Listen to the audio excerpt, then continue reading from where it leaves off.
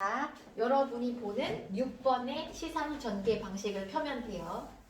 28쪽이라고 쓰고, 자, 시인이 시를 통해 표현하고자 하는 걸 시상이라고 그래. 있는 그대로 사실은 중학생들한테 이 말이 와닿지가 않아요. 그치? 엄밀하게 말하면 시상 그러면 곱셈 하듯이 이렇게 팍 돌아가는 게 아니라 시상 뭐요? 뭐 이런 느낌이야. 그치? 근데 결국은 거기서부터 문학들이 다 출발하기 때문에 알으려고 해야 돼. 에너지를 써. 아, 시상이라고 하는 건 시를 읽고 머릿속에 어떤 그림이 그려지는 거야. 상이 잡히는 거죠. 동상 그러면 청동 같은 걸로 만들어 놓은 모형을 동상이라고 했잖아. 그치? 이순신상, 세종대왕상처럼 시상은 시를 읽고 머릿속에 뭔가 이미지가 떠오르는 걸 시상이라고 해. 알았지? 시인이 시를 통해 표현하고자 하는 정서나 생각을 시상이라고 한다. 시를 읽고 떠오르는 생각, 어떤 모습이라고 한다. 시인은 일정한 질서를 갖추어서 시상을 한 편의 시로 조직해 나가는데, 그죠? 조직해 나가. 이것을 시상 전개 방식이라고 해요. 말하자면 조직하는 방식이 시간의 순서에 따라서 조직할 수도 있어. 예를 들어서 내가 이 교실을 조직하는 방법이 일찍 온 순서에 따라서 아이들을 앉힐 수 있단 말이야. 또는 자기네 집하고 학원까지의 거리가 먼지 가까운지에 따라서도 이 교실을 구성할 수 있어요. 맞아? 그런 게 조직 방법인 거야. 거리에 따라 조직할 수도 있고 시간에 따라 조직할 수도 있고 아니면 키 순서대로 조직할 수도 있어. 이런 것들이 시를 쓰는 방법, 교실을 만들어가는, 꾸미는 방법이다 라고 생각한다면 시를 조직하는 걸 시를 어떻게 쓰느냐, 어떻게 순서대로 적어내려가느냐에 대한 개념이구나 라고 생각을 하는 거야. 그럼 예로 들어져 있는 시를 한번 보자. 내 마음 어딘 듯 한편에 끝없는 강물이 흐르네. 자, 여기서는 일단 돋쳐오르는 아침 날빛이라고 하면서 내 머리는, 우리들의 머리는 이미 어디로 가? 햇빛으로 가고 있어. 아침 햇빛, 시간적으로 아침으로 갔지? 아침에 은결을 돋운다. 그 다음에 가슴에, 눈에, 핏줄에 라고 하면서 어떤 공간을 자꾸 더듬고 있죠. 가슴 그러면 바스트 있는 데 있는 대로. 그쵸? 그 다음에 눈 그러면 이쪽으로 왔지. 그 다음에 핏줄 그러면 뭐 요런 데로 오면서 마음이 어디 있는지 모르겠는데 눈, 가슴, 핏줄이라고 하면서 그 생각을 떠올리게끔 만들어주는 거야. 이 사람이 지금 곳곳으로 뻗어있는 마음, 그 마음이 속속들이 숨겨져 있는 모습들을 표현하고 있구나. 상으로 만들어가고 있구나 라고 상상하는 거야. 그래서 이렇게 시상 전개가 이루어졌구나라고 볼 수 있죠. 그럼 그 팁에다가 써야지. 뭐라고 써볼까?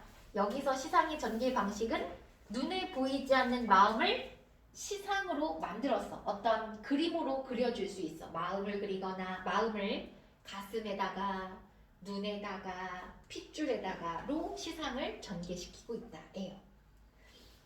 자, 그럼 이제 동그라미 2번 시상 전개 방식의 유형이라고 해놓고 되게 어려운 말인데 고등학교 때 참 많이 나오는 단어야. 그래서 적어놨어. 기승전결. 기승전결이라고 하는 건 뭐냐? 일반적으로 우리나라 말이 아니야. 기승전결이라는 게. 그러니까 기승전결은 중국식이에요. 중국이 네 덩어리의 작품들을 많이 뼈다귀로 만들어요. 그러니까 우리나라는 뭐를 만들면 초장, 중장, 종장 하면서 세 덩어리로 만드는 걸 좋아해. 근데 중국은 이상하게 성조도 4개야. 입성, 거성, 상성, 평성 이러면서 성조도 4개인 것처럼 중국은 이상하게 4개를 좋아하나 봐.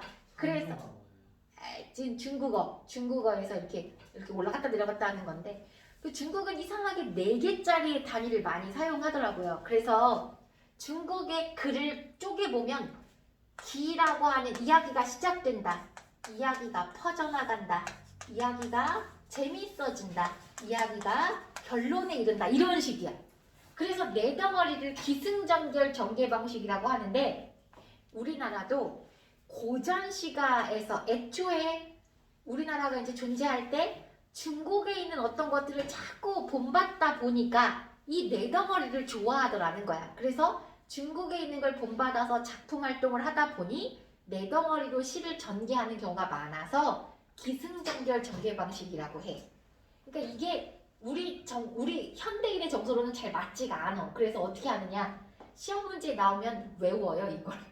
어디까지가 기야, 어디까지가 승이야. 그러니까 지금은 엄두가 안 나니까 나중에 기승전결 전개 방식이라는 게 내신에 뜨거든. 이건 외워야 되나 보다 해서 1연부터 3연까지는 기, 4연부터 7연까지는 승, 이렇게 외우구나 생각해야 돼. 그래야 문제가 풀려. 나중에 외우는 거야. 지금은 내용을 네 부분으로 구성할 수 있으면, 구분할 수 있으면 기승전결이라고 해. 까지만 공부하고 내려와서 연상에 의한 시상전개. 연상은 하나를 떠올리면 그 다음 단어들이 자꾸 생각나는 거야. 예를 들어서 11월 11일 그러면 그 다음 연상되는 게 빼빼로 이렇게 떠오르지. 그럼 그 다음 연상되는 게 초콜릿, 연인, 사랑, 행복 뭐 이렇게 뒤로 계속 가죠. 이렇게 연상적 시상전개는 되게 어떤 상징적인 어떤 단어를 메시지로 주고 나서, 단어를 주고 나서 그 단어가 연달아 계속 그 다음 생각들을 물고 떠오르는 것들을 연상에 의한이라고 해요. 거기 예로 전봉건의 피아노라고 하는 걸 이제 써놨는데, 피아노라는 시는 여러분이 이제 본 적이 없을 텐데 그냥 얘기를 한번 해주면 이런 거야. 시를 썼는데 손가락이 춤을 추는 것처럼 물고기가 지나간다 건반위에서 이래. 그러면 물고기가 지나간다 건반위에서만 봐도 피아노를 뻥 이렇게 치는 느낌이 아니야. 그죠? 그냥 물고기가 건반위를 지나간다라고 하는 걸 듣는 순간 아하 이렇게 연주를 하고 있구나가 떠오르죠. 연상작용이라고 하는 거야. 알았죠? 자, 그 다음에 대조를 통한 시상전개는 알아요. 반대로. 그러니까 강낭콩처럼 푸른 물결 위에 그지? 그 다음에 뭐 빨간 피가 떨어졌다 이런 식으로 해서 대조적인 이미지로 시상을 전개하죠. 시선의 이동은 내가 무엇을 보느냐야. 즉 뭔가 이렇게 풍경을 보고 있을 때 저 산에도 꾀꼬리, 이 산에도 꾀꼬리 이런 식으로 시상이 거리에 어떤 눈이 찍히는 거에 따라서 달라지는 전개를 말하고요. 정서적 추이라고 할 때 여러분이 헷갈리는 건 추이죠. 추이는 정서의 정도, 정서의 흐름이에요. 내가 슬펐다, 기뻤다, 좋았다, 싫었다, 분노했다, 화해했다 뭐 이런 걸로 움직이는 것들을 봤을 때 정서적 추이라고 얘기합니다.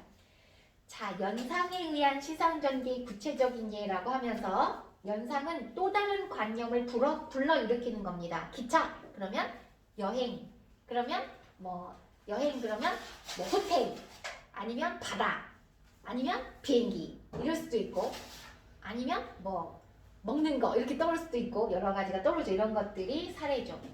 도깨비라고 하면 방망이라든지 도깨비 빤스 뭐 이런 게 떠오른다든지 이렇게 일반적으로 떠오르는 것, 연달아 나오는 것들을 연상이라고 합니다.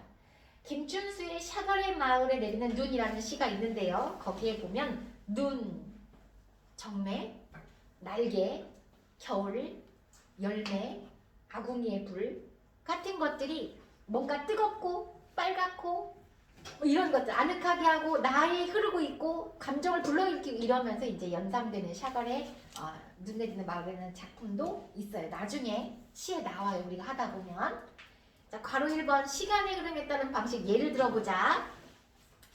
설명은 다 알 수 있어. 거기 써있는 것처럼 하루 중에 시간이나 계절, 과거, 현재, 미래의 시대적 흐름에 따라 시상을 전개하는 거죠. 그리고 통일성과 조화미를 준다라고 얘기하고 있어요. 자, 무슨 얘기냐 하면 그 밑에 예를 먼저 보고 다시 한번 볼게. 예시에 까마득한 날에 하늘이 열리고라고 하는 게 뭐냐면 이런 거야. 이육사의 광야는 그림을 한번 그려볼까요? 이 그림을 그리면 모든 산맥들이 밑으로 이렇게 내려가죠. 산맥은 꼭대기도 있고 아래쪽도 있는 게 산맥이지. 이 둘 중에 뭐가 하나 없으면 산맥이 아니야. 그럼 뭐요? 평야지, 평야. 그쵸? 산맥이라고 하는 건 어느 한쪽은 되게 높아야 되고 어느 한쪽은 되게 평평해지는 데가 산맥이에요. 그렇지 않으면 이 둘 중에 하나가 없으면 평야잖아, 평야. 선생님 왜 평야라고 부르고 광야라고 써요? 제목이 광야니까. 광야는 그 평야를 의미하는 거야. 무슨 얘기를 할 거냐면 모든 산맥들이 바다를 연모에 휘달린대. 연모는 사랑하는 거야. 뭐를 사랑해? 바다를 사랑하는 산맥. 즉 맨 위가 높고 아래가 낮아진다라고 하는 건 전부 다 어느 쪽으로? 바다 쪽으로 내려가고 있기 때문에 평야를 만들기 시작하는 거죠. 그래서 시상의 전개가 위에서 일단 아래로 이렇게 가는 느낌도 하나 있어. 근데 그게 다가 아니니까 조심해야 돼. 광야는. 어쨌든 첫 번째 까마득한 날에 하늘이 열리고는 문명의 시작을 말하는 거야. 그러니까 왜 아까도 물이라고 하는 첫 번째 우리 몇 시에 만났지? 3시 40분에 만났을 때 그 물이라고 하는 상징성에 대한 얘기를 하면서 스파크가 튀고 물에서 양분을 빨아들여가지고 아메바가 생기잖아 라고 했던 거. 이렇게 지구가 열리는 거야. 생명체가 생기기 시작하는 거야. 그지? 그래서 지금 얘기하는 이 까마득한 날이라고 하는 단어가 뭐냐면 문명의 암흑, 블랙홀 시대, 카오스 상태를 말하는 거야. 그러다가 하늘이 처음 착 열렸어. 번개가 찌릿 하고 빛이 하늘을 쪼개니까 어디서 다구는 소리가 들렸다. 여기서 밑줄 치고 다구는 소리는요. 역사의 시작이에요. 다구는 소리는 보편적으로 역사의 시작이라고 보는 거야. 자, 그 역사가 시작되었으랴. 모든 산맥들이 바다를 사랑해서 달려갈 때에도 그게 이거지 아가야.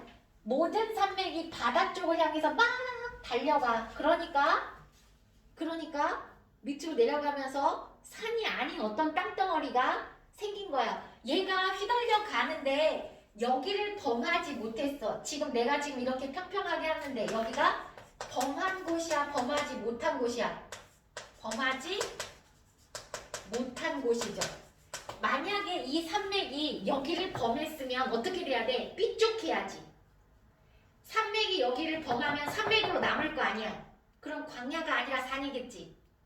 제목이 뭐야? 광야야. 광야가 어떻게 만들어졌어? 모든 산맥이 바다를 향해 휘달리는데 산맥이 아닌 곳이 광야인 거야. 이렇게 표현한 거죠. 그치? 광야를 어떻게 표현했어? 모든 산맥이 바다 쪽을 향해서 막 갈 때 삐쭉삐쭉 나오지 않은 범하지 못한 곳을 광야라고 표시한 거예요. 넓은 벌판, 넓은 공간, 넓은 땅을 말하는 거죠. 끊임없는 광음은 빛의 속도, 그러니까 엄청 많은 시간을 말하는 거예요. 밑줄 치고 시간, 끊임없는 광음이다. 밑줄 치고 시간, 아까 말한 것처럼 즐거운 편지에서도 뭐가 의미됐어? 뭐가 나왔지? 바람이 불고 꽃이 피고 꽃이 지고 잎이 붙고 잎이 떨어지고 눈이 오고 눈이 그치고 어떻게? 눈에 보이지 않는 계절을 눈에 보이는 걸로 만들었죠. 얘도 똑같은 거야. 계절이 피었다가 진다라고 하는 단어가 눈에 보이지 않는 시간을 시각화한 거예요. 시간을 시각화하였다라고 써야 돼. 되게 중요한 표현이지.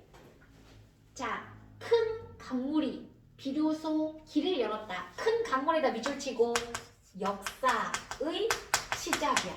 아까 다구는 소리가 들렸죠? 문명과 역사가 시작되고 있는 거야. 그치? 비로소 길을 열었다. 지금 눈이 내린다 해서 눈에다가 세모해 볼까요? 눈? 앞으로 국어를 대부분 이제 국어 강사들이 강의를 하다가 나만 여러분한테 플러스 마이너스를 해봐라고 하는 건 아니야.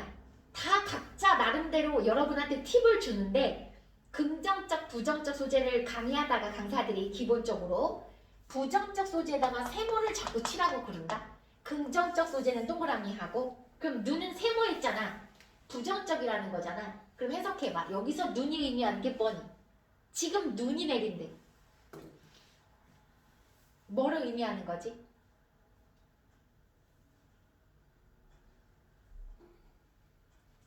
일제강점기를 말하는 거야. 이육사가 누군데? 쓸데없는 얘기 해볼까? 264가 누구요? 중학교 3학년 때 하잖아. 그지? 264 누군데요? 원인요. 이원로, 그지? 6명의 형제가 있어서 전부 다 독립운동하다가 죽어. 그만큼 독립운동의 가문에서 자라죠. 그지? 그러면 그 독립운동가의 가문에서 되게 치열하게 살던 사람이기 때문에 지금 눈이 내린다라고 이육사가 얘기하는 건 일제강점기를 말하는 거예요. 어렵고 고단한 시련과 시절을 의미하는 거죠. 눈은 세모. 지금 눈이 내려. 또한 매화향기가 아득하대. 그러면 아득하다가 무슨 뜻이야? 아니야. 아득하다는 멀다예요. 아, 꿈을 꿨는데 누가 말? 아, 기억이 잘 안 나. 그러니까 아득한 거야. 그러니까 기억이 선명하지 않은 거. 즉 매화 향기가 선명하지 않아. 왜? 생각해봐. 여기서 향기가 선명하지 않은 이유가 뭘까?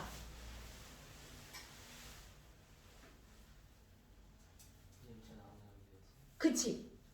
지금 시절이 너무 고단하니까 매화향기 좋은 게 오기가 너무 먼 것처럼 느껴지는 거야. 그럼 매화향기는 동그라미 해야 돼? 세모 해야 돼? 동그라미 해야지. 화자가 기다리는 거니까. 그죠? 아득하니 매화향기 동그라미. 내가 여기에 가난한 노래의 씨를 뿌리겠다. 가난한 노래의 씨라고 하는 건 볼품없는, 아직 따먹을 수 없는 이야. 즉 지금 내가 즐길 수 없는 노래의 씨앗을 뿌리는 거야. 그런데 여기에 자기 희생적 의지라고 써볼까요? 가난한 노래의 씨에다가 자기 희생적 의지. 자, 얘가 의미하는 게 뭐야? 아까 선생님이 말한 것처럼 내가 지금 씨를 뿌리면 내가 따먹을 수 있어 없어? 나는 못 따먹어. 그럼에도 불구하고 씨를 뿌리겠다라고 하는 건 뭐야? 자기가 힘든 걸 감내하겠다는 거야. 내가 심어놓으면 누군가는 와서 따먹겠지라는 기본인 거죠. 즉 자기 희생의 의지예요. 내가 독립을 못해도, 내가 독립을 못 맞이해도 내가 가는 한 걸음 한 걸음들이 독립운동을 완성하는 길이라면 자기가 하겠다, 이런 소리를 갖고 있는 거지. 마치 뭐와 유사해? 여러분이 중학교 때 공부했던 청포도와 유사한 거야. 청포도에도 내가 독립운동가를 만나면 그 선구자가 흰 돛담배를 입고 청포를 입고 찾아오면 내가 내 손에 물을 묻혀서 청포도를 씻어서 당신하고 먹겠다, 이런 얘기가 있잖아. 자기 희생의 의지가 들어간 게 이육사의 청포도, 그리고 여기에 있는 노래의 씨앗이에요. 다시 천고의 뒤에, 천고의 뒤에다 밑줄 치고 뭐야? 먼 미래를 말하는 거죠. 즉 독립의 어떤 때, 독립이 되는 날을 의미하는 거야. 독립이 되는 날. 백마를 타고 오는 초인, 밑줄 치고. 백마를 타고 오는 초인이 누구냐면 독립운동가죠. 독립을 완성하는 사람이라고 써. 서준혁은 또 자는 거야? 잤어? 손가락이 안 움직여. 백마 타고 오는 초인은 누구다? 독립을 가지고 오는 사람. 독립투사, 독립을 완성하는 사람이야. 이 광야에서, 이 광야가 어디야? 지금 민족의 터전을 말하는 거죠. 이 민족의 터전에서 목노와 기쁨의 노래를 부르게 하겠다라는 거야. 그러니까 결국은 이 광야에서 의미하는 제목 광야는 뭐다? 상대이 침범하지 못한 우리 민족의 문명과 역사가 시작된 이곳, 즉 한반도 조선을 말하는 거야. 광야는 조선이다. 여기에 매화향기가 아직 아득하다라고 하는 것은 말하자면 아직 독립의 기운이 멀지만 이육사가 하고 싶은 이야기는 뭐다? 나는 노력할 거다라는 이야기를 하고 있는 거였어요. 이렇게 광야라고 하는 것은 까마득한 옛날부터 먼 미래까지, 그쵸? 먼 미래에 초인이 있어서라고 했으니까 먼 미래까지 시간의 흐름에 따른 시상전개가 일어나고 있다는 거죠. 자, 거기 두 번째 세모 이렇게 되어 있는 거 있잖아. 이렇게 되어 있는 표를 보면 단순히 시간의 흐름이 나타났다고 해서 시간의 흐름의 전개는 아닙니다. 시간의 흐름만 나타나기보다는 시간의 흐름에 따라 화자의 정서와 느낌도 같이 서술되어야 하죠. 정철의 송미인곡이라고 하는 시가 있어요. 이건 굉장히 길어. 어렵다기보다는 길어. 그리고 이제 여러분이 안 본 작품의 형식이라서 에이? 뭐 이런 느낌은 있지만 또 나랑 하면 재미나게 이제 이해할 수 있어요. 그 송미인곡에도 계절의 변화가 드러나고요. 각 계절의 특성들이 서술되어 있는 것들을 곳곳에서 볼 수 있습니다. 괄호 2번은 공간의 변화에 따른 시상 전개가 있을 수 있는데요. 자, 공간은 이런 식이야. 우리 방에 들어간 거, 아니 우리 집에 들어간 걸 이제 공간적으로 시를 해보면 문을 열었다. 그럼 오른쪽에는 엄마 냄새, 왼쪽에는 형아 냄새 이런 거야. 오른쪽에는 엄마 방이 있고 왼쪽에는 형아가 있다. 형아 방이 있다는 뜻이지. 이렇게 문을 열고 들어갔더니 여기에는 뭐가 있고 여기에는 뭐가 있어라고 어쩌고저쩌고 해주잖아. 공간적 이동에 의해서 내 머릿속에 이 오른쪽에는 뭐가 있고 왼쪽에는 뭐가 있구나라고 글만 봐도 알 수 있다라고 하는 것은 그렇게 시상이 전개되고 있다는 뜻이에요. 그쵸? 시상의 전개, 공간의 흐름에 따른 변화 방식이다. 방법은 아래에서 위로 가기도 하고 거꾸로 위에서 아래로 내려오기도 하고 왼쪽에서 오른쪽, 오른쪽에서 왼쪽 이렇게 가기도 하죠. 또 원경과 근경, 거기에 먼 데서 가까운 곳, 가까운 데서 먼 곳이라고 써 있잖아요. 그거가 원경과 근경이에요. 먼 데서 이게 가까운 데로 가는 거야. 거꾸로 가까운 데서 멀리 가는 거야. 이렇게 공간적 이동을 말하기도 해. 방식은 이런 거죠. 산은 구강산, 산은 구강산, 보랏빛 석산, 청로로 눈에 비친 오솔길. 여기가 근경이야, 원경이야? 이 중에서 제일 가깝게 화자의 위치가 산과 가장 가까운 데가 위에 아래 1, 2, 3 중에 어디야? 생각해. 3번이지. 왜? 청로로 눈에 비친 오솔길이 보이려면 눈을 이렇게 들여다봐야 된다는 거잖아. 제일 가까이 있다는 거죠. 얘가 근경으로 간 거야. 산을 더 들여다봐야 보랏빛인지 빨간색인지 알 수 있으니까 여기가 가장 먼 곳, 원경에서 근경으로 가고 있어요. 이게 시에 다 나와. 그러면서 문제에 자꾸 물어봐. 원경에서 근경으로 가고 있다.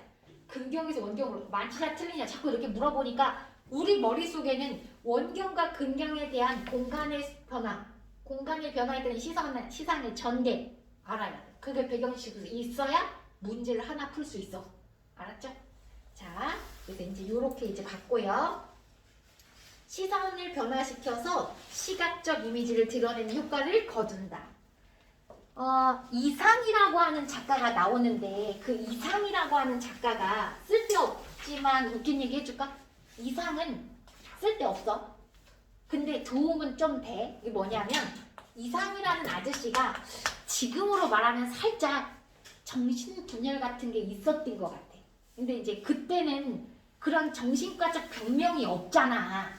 그냥 다 옛날에는 미쳤다 그러지. 그걸 뭐 얘는 우울하다, 얘는 공황장애다, 얘는 뭐 정신분열이다 이런 개념이 없잖아. 그냥 미친 거잖아. 근데 이제 생각해보면 이상은 약간의 정신분열. 그러니까 왜 그랬냐 하면 이 사람이 천재야, 천재. 머리가 비상한 거지. 그러니까 너무 생각이 빨리 돌아가니까 에너지가 넘치는데 딴 사람들이 봤을 때는 와 되게 좋은 생각이야 이런 긍정적 피드백이 아니라 저 새끼 왜 저래 맨날 이런 피드백을 받은 거야. 그러니까 적응을 못하고 외롭고 쓸쓸하고 혼자 자꾸 고립되는 거지. 그러니까 더 정신이 맑지가 못한 상태로 있다가 일찍 죽어요. 아마도 일제강점기였기 때문에 이 사람 역시 아까 공부했던 이육사, 아까 공부했던 백석과 같은 사람들처럼 뭔가 지식인으로서 이 세상에 사는 게 너무 힘들었을 것 같아. 그러면서 머리는 좋으니까 막 이 생각 저 생각은 돌아가는데 아무도 그 얘기를 호응하고 받아들여주는 사람이 없으니까 혼자 떠들다가 외롭고 슬프고 술 먹고 병이 나고 죽는 거야. 아마 이랬을 거라고 봐요. 내가 왜 그렇게 예측하냐면 정확한 단서들이 없어. 그냥 일찍 죽었다까지밖에 없어. 근데 그 사람의 작품을 공부해보고 나와 있는 단서들을 보면 아마 그래서 죽었을 것 같다라고 추측하는 거죠. 모든 사람들이. 어느 정도로 머리가 좀 비상했었냐, 이 사람이 글을 쓰는 방식이 얼마만큼 천재적이었냐면 너무 빠르니까 뭐를 못하냐, 띄어쓰기를 못해. 이상이 시를 쓰는데 이상의 지금 거기를 봐봐. 1층 후에 2층 후에 3층 후에 4층 후에 5층 후에 6층에 옥상 후에 너무 빠르니까 띄어쓰기를 못해. 이게 이상의 시야. 자기가 생각하는 대로 빨리빨리 시를 써제끼는 게 이상의 작품이었어요. 알았죠? 나중에 이 사람의 또 내용을 보면 이렇다. 이 사람이 제목이 말하자면 사람을 찾 구인 광고 이렇게 구인 광고 그러잖아? 그러면 신문지에 있는 구인 광고 하나 쭉 찢어다가 여기다 갖다 붙여놔. 뭐 이런 식의 시를 쓰는 거야. 자기가 머리가 아파. 제목이 어지럼증이잖아? 그러면 어지럽다 이렇게. 어지럽다라는 네 글자를 돌아가면서 이렇게 써놔. 그냥 글자가 보기만 해도 어지러워. 이런 시를 쓴 게 바로 이상의 작품이에요. 그러니까 조금 이상하지, 그치? 이제 이상에 대한 거가 그렇구나. 지금 공부한 건 저렇게 뭔가 공간에 따른 이동을 가지고도 시를 저렇게 쓸 수 있구나까지 공부하면 돼요. 자, 그럼 이제 오늘 29쪽까지 한 거고 다음 시간에 30쪽부터 하면 되는 거야. 알았죠? 됐어요. 숙제 해가지고 오시면 돼요.